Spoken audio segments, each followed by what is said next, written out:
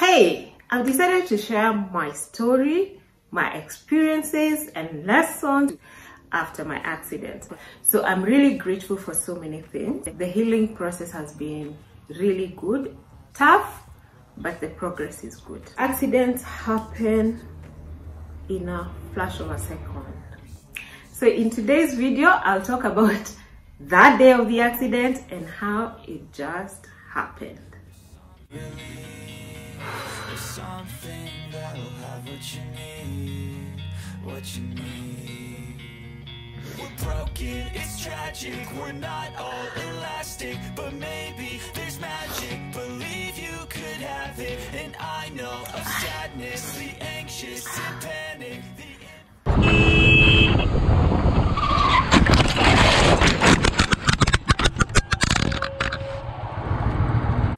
I'm doing this 2 months later, exactly 2 months later. Today is 18th of October. I had an accident on 18th of August. I had an accident on 18th of August. And why am I sharing this? I have learned lessons from this accident. I'd like to share with you important information such as processes and procedures of just from the accident, police, all those legal and not legal, medical, everything about just having an accident. Most importantly, I would like to encourage other people to share their stories, to share their experiences, because from the inboxes that I have received during my healing process, which I'm still on, but way much better, the inboxes, I can tell there are so many untold stories about accidents. Nobody needs to learn this from an experience. Accidents are terrible. There are people who are handling loved ones, friends, colleagues, giving them support, and sometimes they feel lost. If we told our stories, if we shared our experiences, if we shared our lessons, I believe we will create a good source of encouragement, support, and information for anyone who's going through this and anyone who's supporting someone who's had an accident. I personally had to go through so many YouTube videos to just understand what I'm going through when I had those nightmares. I still have bad dreams, but they're not as much as in the beginning. I wanted to know how other people have handled themselves. I actually even watched videos of people who've had serious injuries than what I got and have healed and have become a source of encouragement for others. I lacked something that resonates with Kenya, and especially when it comes to documentation, processes, when it comes to claims, when it comes to police, all those scene of accident and what to do. I lacked content that would be supportive of that. I'm still in this process. It's not over yet, and especially the legal process, the process with the insurances, that's not over yet. And so I'll be sharing that as I move on and gain information that is very helpful to somebody who might need it in future. So in today's video, I'll talk about that day of the accident and how it just happened.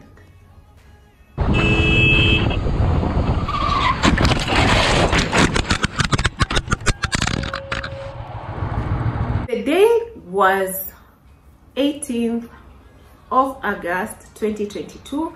It was on a Thursday. This is the day the schools were opening after the elections and the announcement of the president-elect. So the roads were full. The traffic was heavy. When we planned this trip, we did not know that that day would be the going back to school day. And so we had fixed a date and we knew we were leaving on this day.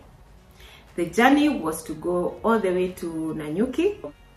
We were going to meet a group of young girls who were graduating from a bridging course between high school and college or uni or even employment.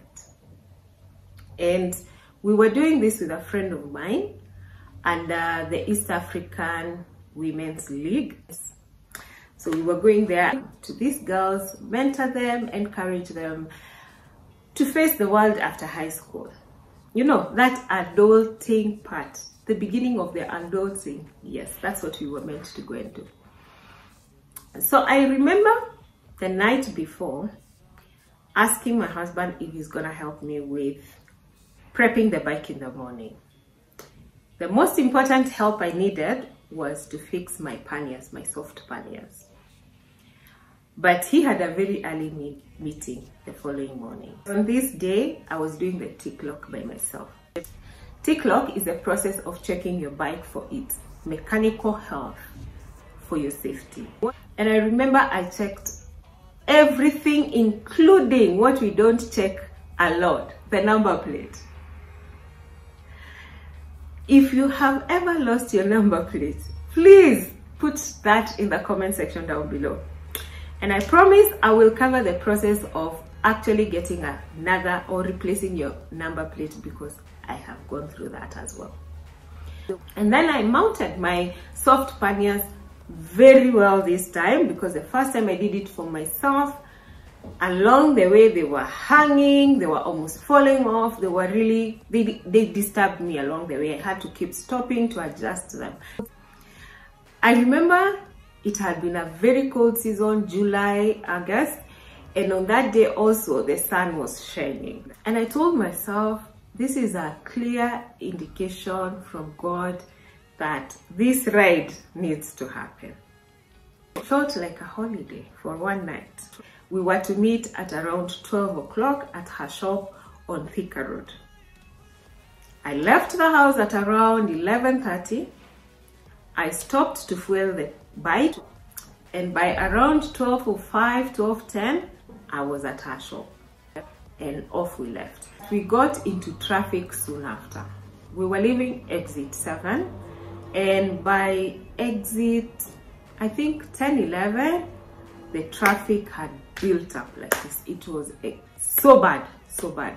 So from there, all along, we were filtering. We went all the way with the traffic until Del Monte, the crossroad at Del Monte, and then it eased up. And so at that time, we went back from filtering to now being on the lane. And from that moment now, I was focused on this ride, enjoy, the traffic is behind us, and let's move. And the next thing, few minutes, I'm thinking we are almost Kenol. I'm thinking about the exit. I even took the lead position, and I'm thinking about the exit at Kenol because we didn't want to use the highway to Karatina. One, it's still under construction. Two, that traffic had already, made us aware that, it's gonna be tough all the way.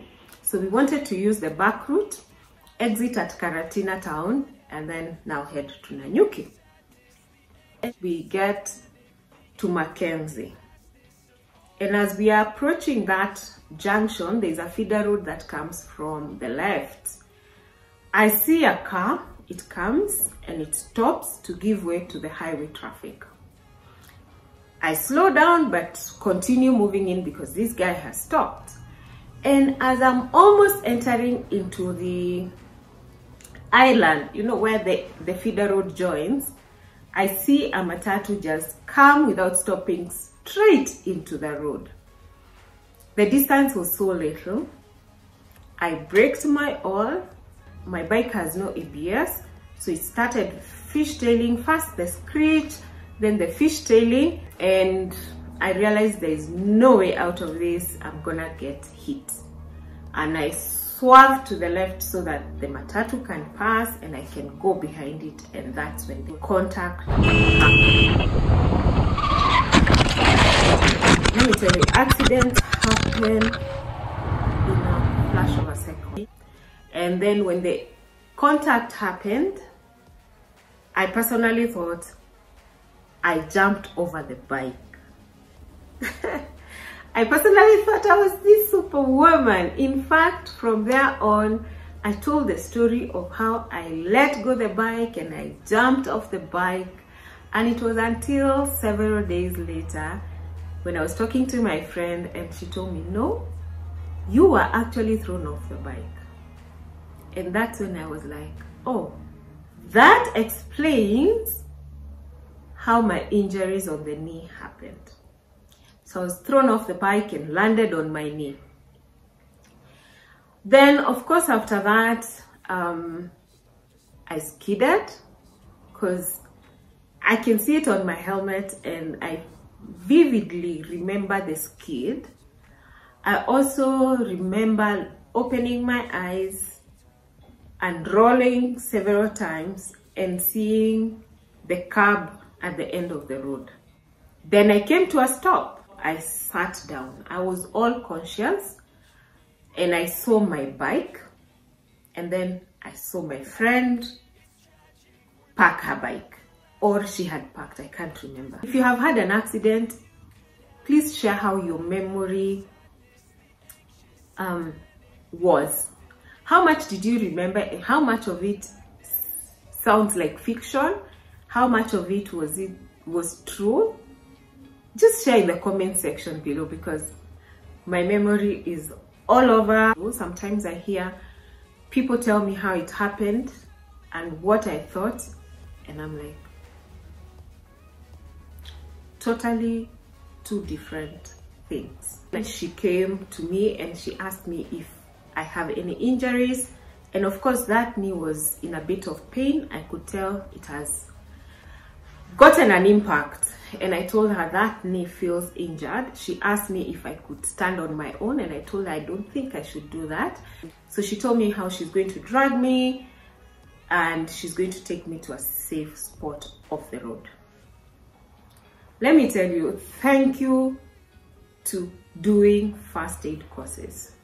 If you're watching this video, whether you're a rider, whether you're a driver, whether you are a young person, it doesn't matter. Please spare time and some money to attend first aid course. Those courses take only a day, but let me tell you, that information comes in handy and helpful, and you never know when you will need to use it. That is not for you. It is mostly for you to help someone else. Although I will tell you from my experience, it is also good for you to know, because had I not had that first aid training and had my friend not had it, I don't think we would have been as composed as we were.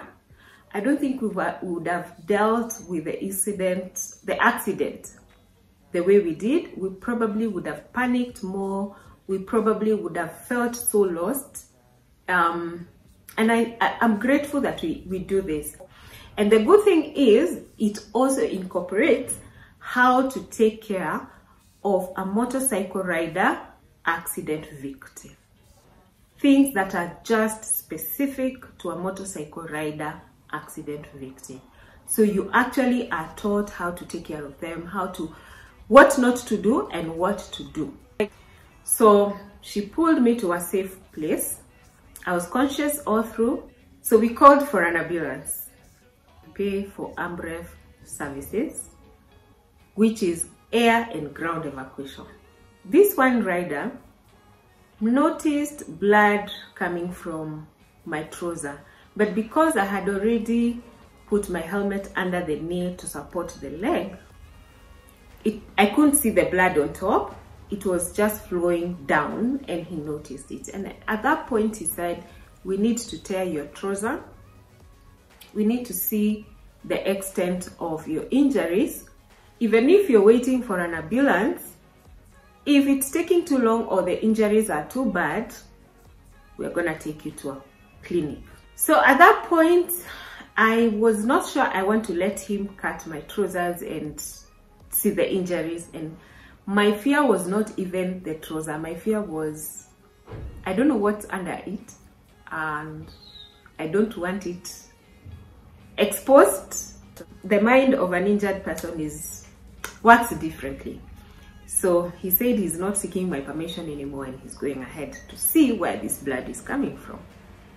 So he cut my trouser open, and what he saw shocked him. So So the next thing he did is call my friend and say, she is going to the clinic. There was this one guy with a tuk-tuk who came as soon as the accident happened, and he told me, or he told us, he's not leaving until the ambulance comes or I am safe in a hospital. If it means being taken to the nearest hospital, he had offered to take me. If the ambulance doesn't come on time and they realize that they need to take me to a clinic. So at that point, when he saw the wound, called my friend, I asked him if I can have a look at it, and he refused. But he asked my friend to have a look. When my friend had a look, she told me, I think you should go to the clinic. And I asked her, call the ambulance again and confirm how far they are. And I think they said something like 5 minutes. But before the 5 minutes were over, the adrenaline cleared and the pain kicked in. And I think also looking at the faces of the people who saw the wound kind of made me scared also. So I agreed to go to the clinic. By this time, we had been joined by other bikers, private bikers. They had come, so my friend was not alone and she was getting help to sort out the police process and all that. The police had also come. So anyway, long story short, I was taken to the clinic, and thank God to this rider because he saved me. So when we got to the clinic, the bigger, deep, open, ugly looking wound was not even the concern of the nurse. There was another one down there and had started clotting, and that was her biggest concern. So she had to cut it open and she had to bleed it to make sure that the blood is flowing and remove the clot. And while she was doing that, the ambulance came, so she finished it. I was given some painkillers. I refused to get injected. I fear injections. Aki, don't laugh at me, but I'm one of those people.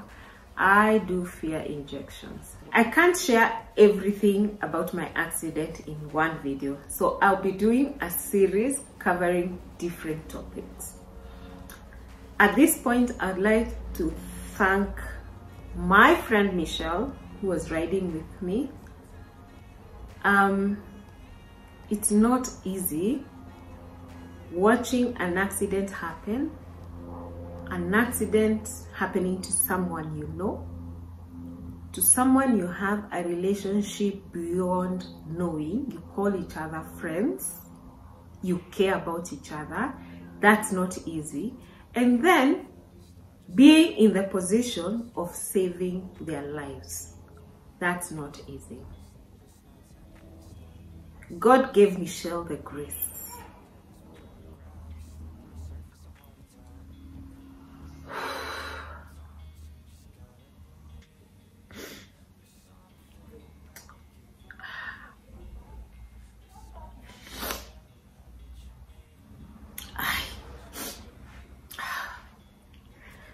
Sorry about that.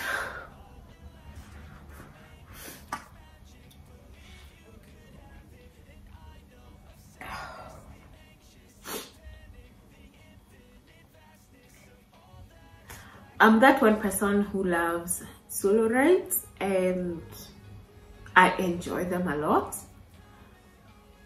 And from this day, it's better to be riding with someone. I have no idea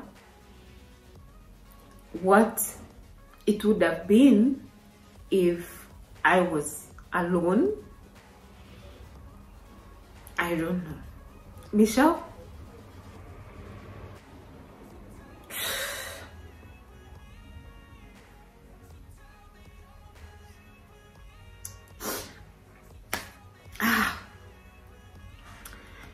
Michelle, thank you so much.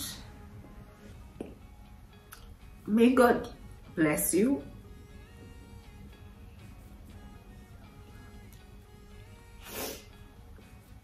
And keep you safe, always. My being transferred from the accident scene to getting to hospital was seamless because of Michelle and because of the riders who came to our rescue, those that witnessed the accident right there, the commercial riders. They really helped us. I remember when my bike stopped, it's one of them who realized that the fuel was leaking. It was hot, it was on tarmac, and who knows, a fire is so easy to just start from that. And he quickly said, take pictures, I need to lift this bike and put it upright because the fuel is leaking. The guy who insisted that he needs to see my wounds and make sure that I'm safe, because I remember when I asked for water to drink, he was very concerned and he said, when people in an accident ask for water, things are not good. If you know what that means, also let me know. I have no idea. The guys who came to our rescue, Alice, Grayson, people who called for support, people who helped us through calling and through organizing things.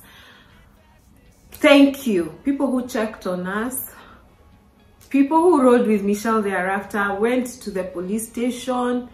They made sure that my bike has been booked in, an OB has been written. The guy who called the cop for us, the tuk-tuk guy who took me to the clinic, I can't thank you enough. These people were sent by God because the accident could have happened anywhere.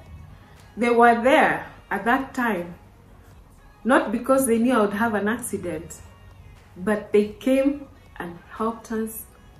They were there with us. They gave us moral support. Oh my God. Just having the conversation. I was hit by a matatu. But I just want to say thank you to everybody. I hope I haven't forgotten to mention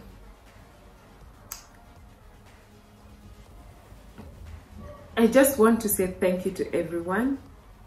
I only know a few by names. I don't know the others. I don't even have the numbers to call them and say thank you. But I know God above has been taking care of them. I pray for them. I remember them. And I know God is doing that other bit for me, keeping them safe. Let me say this as I finish. Road safety does not end with you being safe.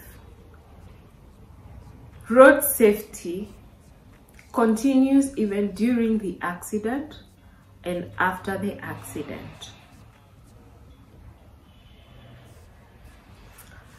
May you all be ambassadors of road safety wherever you are.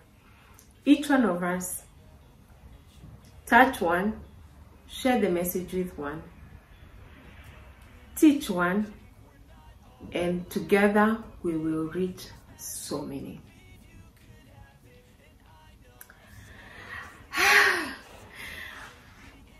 Make sure to subscribe not to miss the rest of the videos. I'll be talking about the entire journey. I'll be sharing different topics, and next video we will talk about going to the hospital, the injuries. Yeah, that's what we'll talk about. If you have a friend or know someone, or probably you have been in an accident and you would like to share your story, please let me know. If something has touched you, or you have learned something from this, or there's something you would like us to talk about accidents, please put it in the comment section below. This series is all about the untold stories that we need to put out there for the good of others, for the good of us in road safety, to encourage, to support, and to offer information. Until the next video, it is bye from me. This is Nduthi Mama. Bye. And I'm sorry for the tears. I'm so sorry for the tears. Oh, I'm sorry. I'm so sorry for the tears. Bye.